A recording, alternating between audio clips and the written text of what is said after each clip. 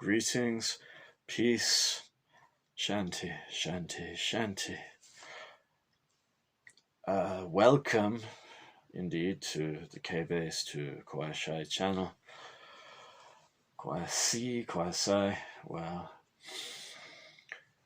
these are slightly tense times, so I wanted to get some of my thoughts down about the current situation with COVID-19, the new coronavirus.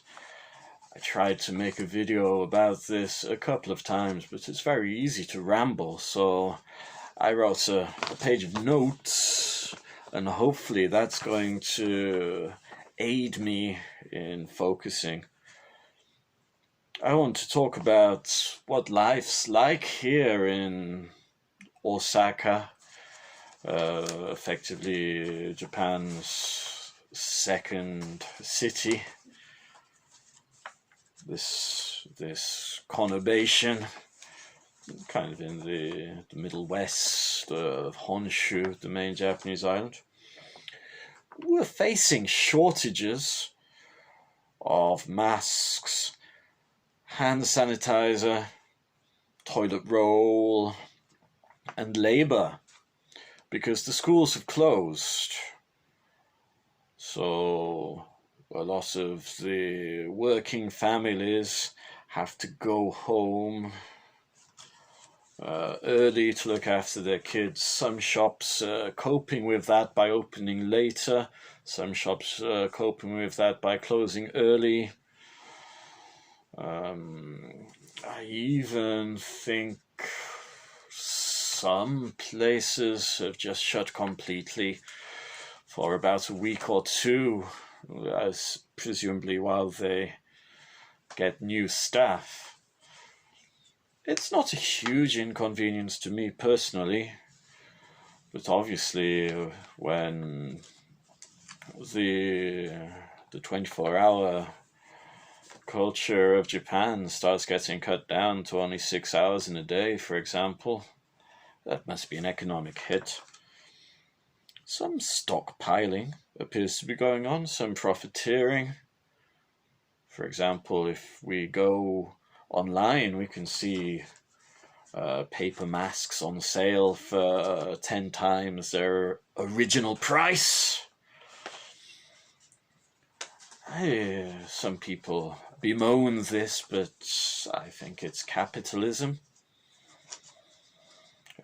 Scarcity and high demand will produce rises in cost, and as citizens of capitalist countries, we have to be ready for that. I want to talk about the number of infections. Well, Japan is a public transport-based country, so it's relatively short on open spaces, and people travel around by trains and buses. I don't know why there would be so many more cases in Korea than Japan. I don't want to be too paranoid, but there is a rumor that cases are being underreported, with the hopes of the Olympics going ahead without a hitch. Now, I can only, if that is true, I think it would be counterproductive because of the way the virus is going to spread. However, it's also true that testing is taking place in walk-in centers in Osaka.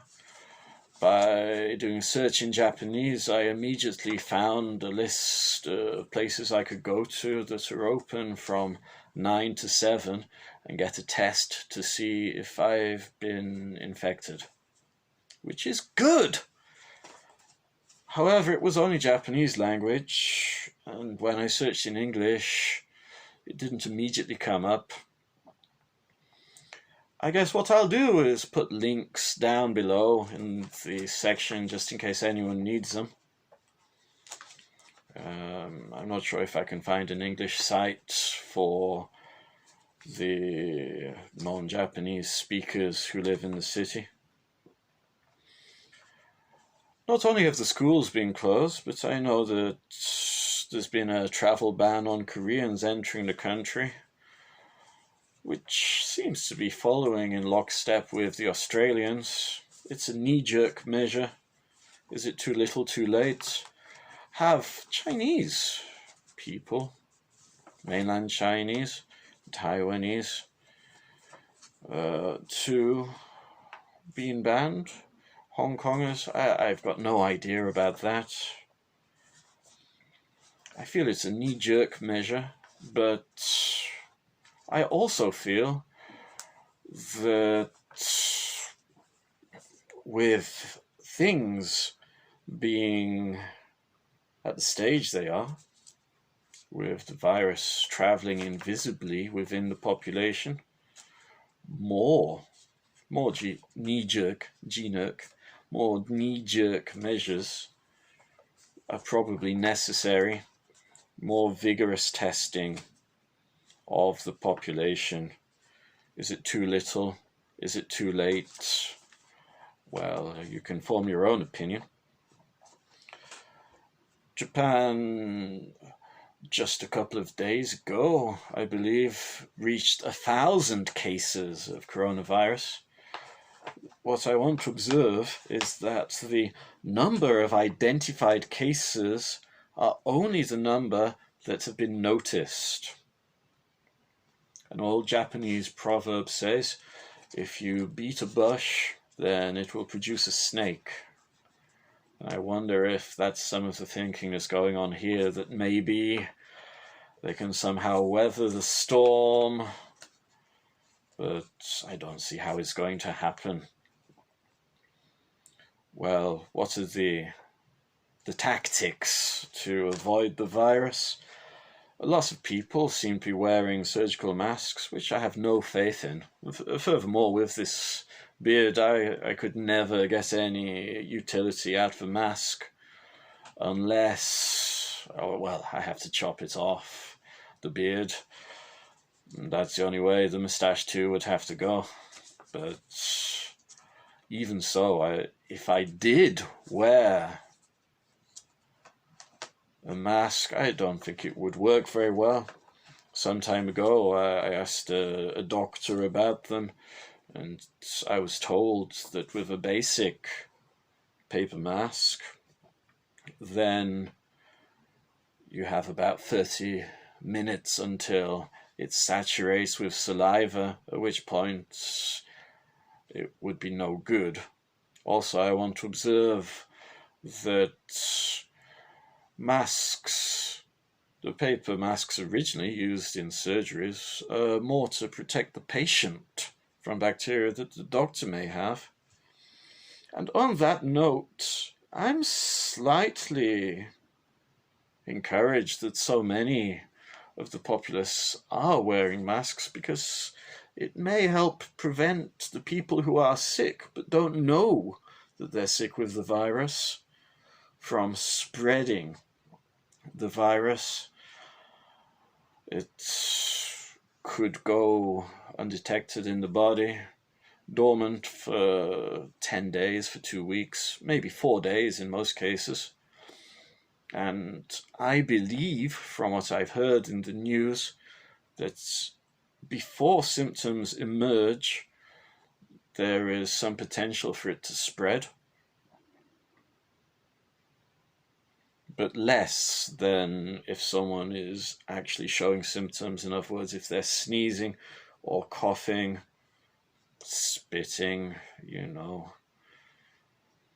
it spreads in the air and in saliva.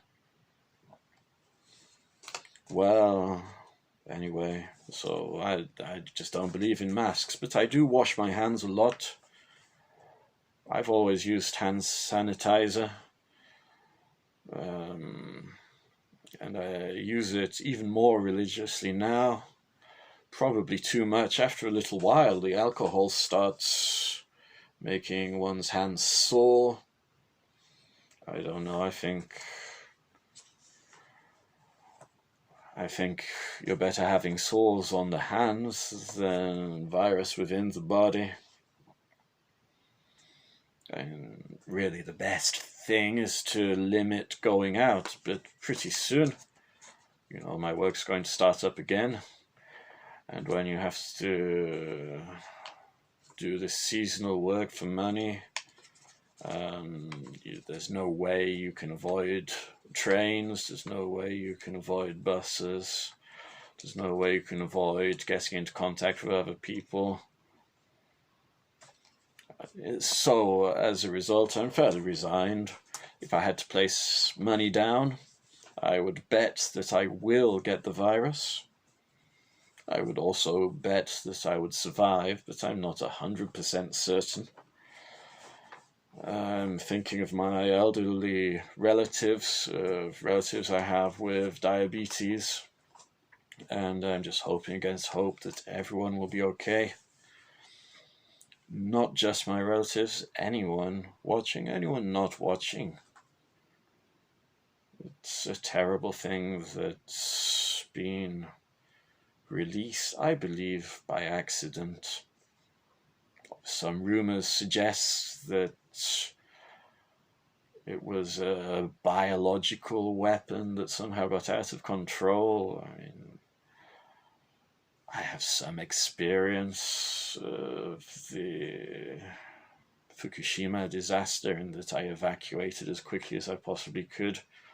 And at that time, there were rumors flying through the air. I even heard that the explosion at the nuclear power plant was Japan secretly testing a nuclear weapon. Take all these rumors with a pinch of salt. Trust what the experts are saying, the scientists.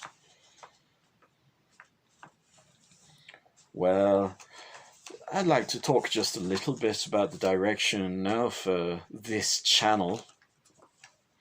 If you have been watching at all, you'll notice I take videos of Japanese scenery. There's recently some more videos of interesting food. My goodness. Videos of Osaka musicians. But I don't see how I'm going to be able to get out to very many gigs. Probably even until the winter. Until November or December of this year. So that kind of leaves the poetry.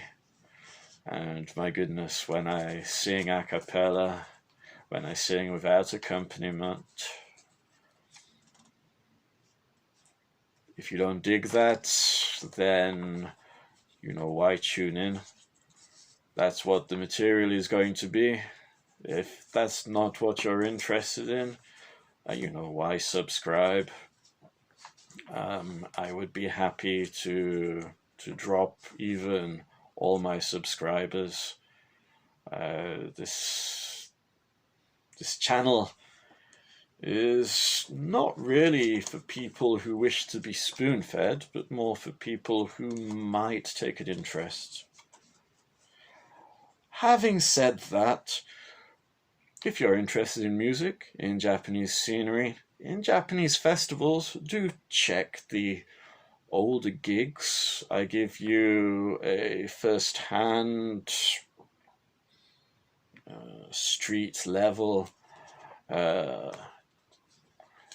insight, a visual insight to form your own opinions on phenomena in this country. Recently, in February, I recorded various sites from the Shigi Tora Festival, a tiger festival, which I find fascinating. And a couple of years ago, I went down to Wakayama and I recorded the snake dance, the Janjaka Odori, which was really quite something to witness. I don't think many people have picked up on it. I don't think many people even realize how astounding it was, and I'm not sure if my videos conveyed it, but check them out if you're interested in that kind of thing. We're getting towards the end now. If you did get this far, thanks always to DPW, you know who you are, for views and comments. Almost my lone active subscriber. Bone Daddy, Hillary Thompson, occasionally leaving comments. I'd like to point you in the direction of a channel called Tenor Saw Wave, which is key because it has videos of a really great Osaka band, which is sadly no longer, which was called Union Trouble. I have some Union Trouble videos, but these are really nice studio demos. I'd also like to point people in the direction of a channel, Rock and Roll is a Bummer,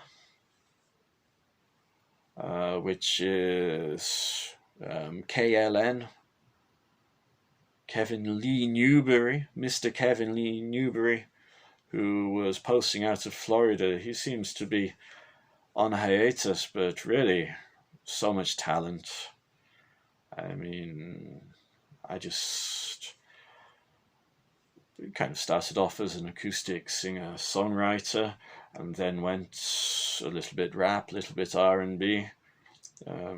He seems very interested in horror films. Go check that sort of stuff out. And everybody, please be safe.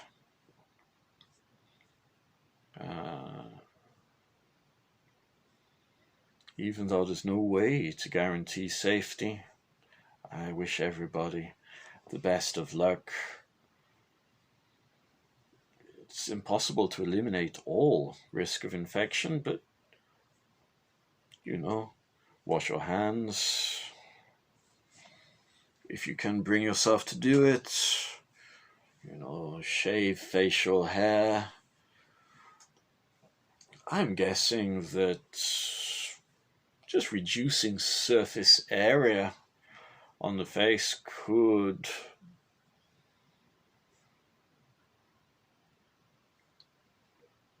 reduce the potential of the virus hitting you and then spreading up into the gates of the mouth, the nose, the eyes, the ears. Honestly, I'm fairly resigned. I think that whatever happens, it's an invisible menace that is going to be very difficult to stop. But I also want to hope that it's not going to spread that badly, and that the number of fatalities will not increase. Just be lucky, everybody, and don't take unnecessary risks. I think that's the most we can do. And if you can think of any genius way to stay safe, you can take that way. Okay, from Osaka to the world, Kowasi out.